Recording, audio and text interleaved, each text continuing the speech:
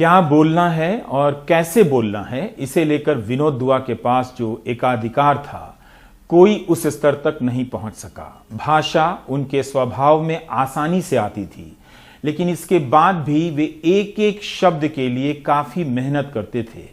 अपने शब्दों को बहुत सम्मान देते थे और उनके उच्चारण की जगह खास तरीके से तय करते थे। उनकी भाषा माध्यम के हिसाब से सटीक थी, संक्षिप्त थी और शालीन थी।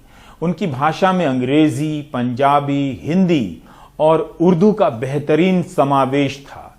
उनके पिता विभाजन के बाद पाकिस्तान के डेरा इस्माइल खां से भारत आए थे। अपने पुरखों के शहर की पंजाबियत और उसकी ठाठ तब खूब झलकती थी जब वे पठान सूट पहना करते थे। कैमरे के सामने उनकी सहजता लाजवाब होती थी। टीवी का पत्रकार पत्रकारिता के पैमानों के साथ साथ टीवी के माध्यम के प्रति उसकी समझ और उसके बर्ताव को लेकर भी जाना जाता है, परखा जाता है। माध्यम के लिहाज से विनोद दुआ हमेशा ही श्रेष्ठ प्रस्तोता बने रहे। विनोद दुआ के काम को समझना है तो कैमरे के सामने उनके हाव भाव और उपस्थिति को देखिए। ऐसा लगता था कि दर्शक और उनके बीच कोई कैमरा नहीं है, दोनों आमने सामने बैठे हैं। किसी बात को कहकर और वहीं छोड़कर आगे बढ़ जाने का फन उन्हें बहुत आसानी से मालूम था। जायका इंडिया सफल नहीं होता अगर वे खाना खाने, खाना बनाने और खाना खिलाने में माहिर ना होते। इस कार्यक्रम में विनोद को चलते फिरते देख आप अंदाजा लगा सकते हैं कि उन्हें अपने माध्यम की कितनी गहरी समझ है। सब कुछ नपातुला बोलना और सही जगह पर बोलना। राजनीतिक पत्रकारिता में दखल रखने वाले विनोद दुआ मसालों और व्यंजनों पर राजनीतिक और सांस्कृतिक रूप से इस तरह से बात कर जाएंगे, किसी को यकीन नहीं था, मगर ये उनके स्वभाव का हिस्सा था। अपनी पत्नी के निधन के बाद भी वे फेसबुक पर लिखते रहे कि वापस लौटेंगे, रिपोर्टिंग करेंगे।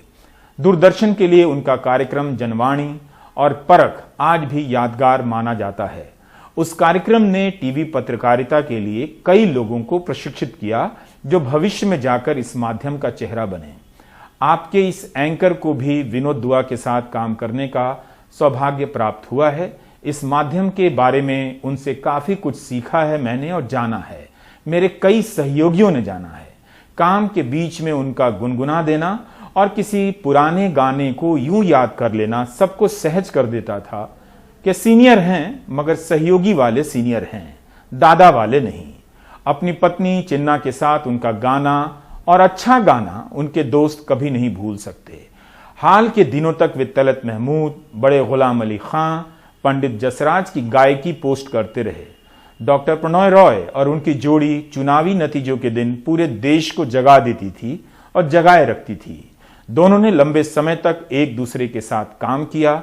दोनों ने अलग अलग भी काम किया और एनडीटीवी में भी एक साथ लंबे अरसे तक काम किया।